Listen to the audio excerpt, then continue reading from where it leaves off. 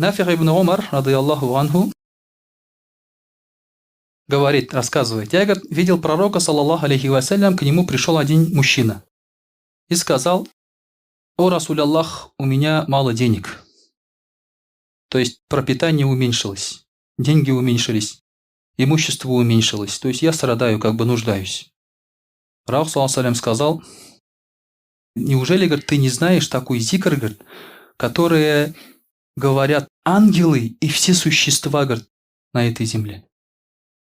И этот человек сказал: «О, Расуль Аллах, что это за зикр? Записывайте. Субханаллахи ва бихамдихи, субханаллахи ал-азим, астагфируллах». 100 раз в день.